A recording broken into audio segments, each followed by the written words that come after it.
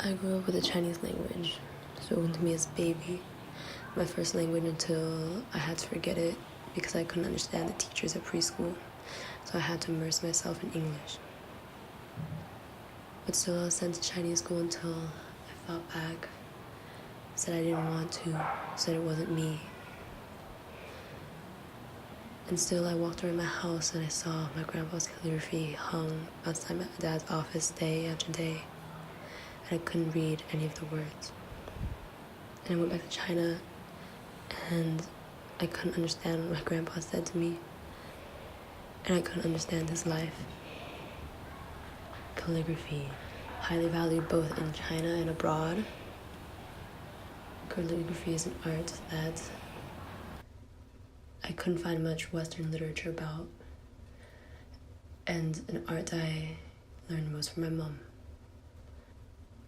She said in order to master something and make it your own, you first had to learn the tradition. I mean, I know I'm no expert, so I'll do my best to write tu, which means a plan, a map, and to seek. 3 meanings, all 3 which will be shown in this work. There's something about Chinese calligraphy, something about there's the meaning in it, the words, but there's also the look. You can't escape the formal analysis of its appearance, of the importance of the way the word is written and the performance of the writing, and what does it mean to look Chinese, but not speak like it. What does it mean to translate tradition to different times? This piece also took inspiration from research on Huaisu. Often known as the sage of wild cursive script, he was a leading figure that pushed the tradition of Chinese calligraphy to become more expressive, spontaneous, and at the same time, more illegible during the Song dynasty. What does it mean to Yet, although he transcended the boundaries of calligraphy at the time, he was a man of tradition that trained and honored the traditional styles and methods glorified in the Eastern Han, Eastern Qin, and Tang dynasties. What does it mean to compromise Huaisu worked versus grow? from within the tradition to push its bounds, and his work, Autobiography, is a 3-part piece that inspired my work. It begins with an introduction to his background and journey to learn calligraphy. Then it's followed by quotes from various critics. Finally, Huaisu ends the piece with his reflection and conclusions of others' perception of himself. What is tradition? And what do I do with it? I was adopted into a household that was a Chinese man and a Swiss German woman, and my ethnic background is Cuban Chinese. So, and we grew up in primarily white suburban middle class America. I was generally the only child of color in whatever school I went to. That coming to China was both, it felt very much like home, and it feels very confusing at the same time. It feels in my heart like it's my home. And yet, I don't speak the language fluently. I can't read very much. I mean, I'm basically an illiterate here in a place that otherwise feels very much like home. And as much as I love being here, I know that I will always be an outsider here. I'm other here, and there's a reason for it, whereas I'm other in the United States, and there's no reason for it. Yes. You don't make the letter C and then fill the white in the circle. When people describe forms of painting in the calligraphic sense, they really mean linear, describing a drawing and so on. No, I didn't have this feeling that painting was the equalization of the proportions of black or the design of black against the form of white. But in a lot of cases, apparently it does look that way.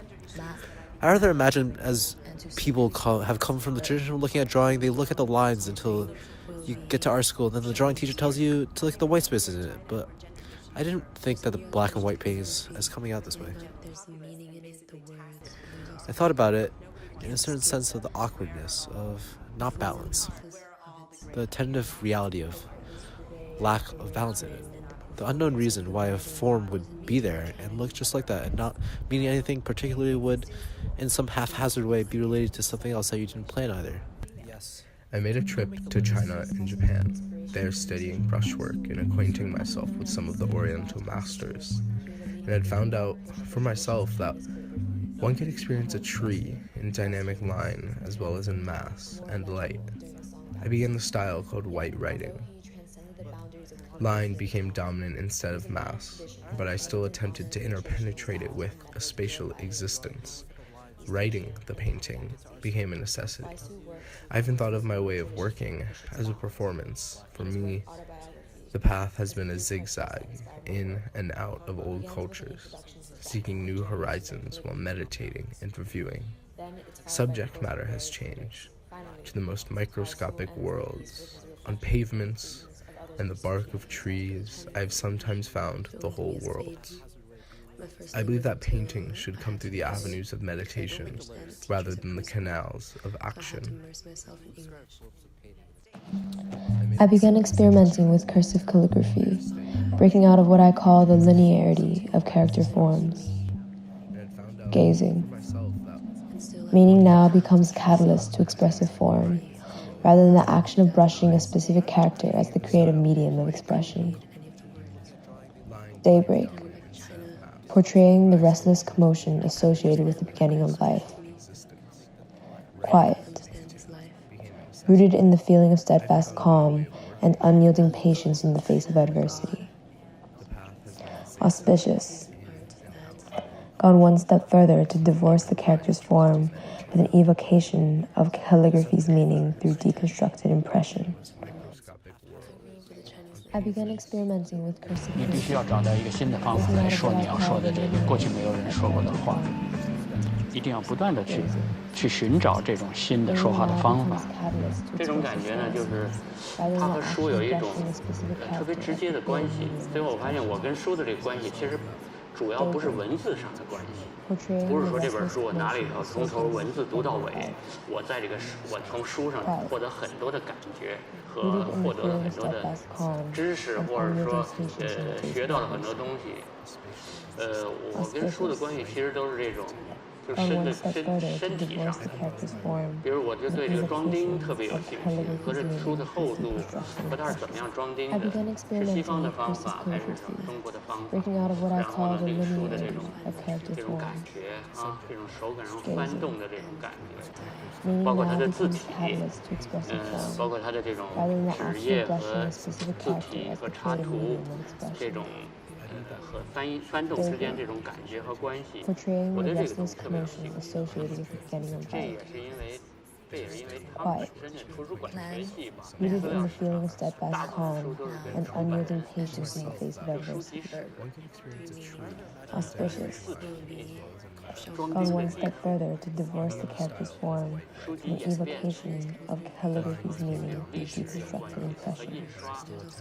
I began experimenting with cursive calligraphy, breaking out of what I call the linearity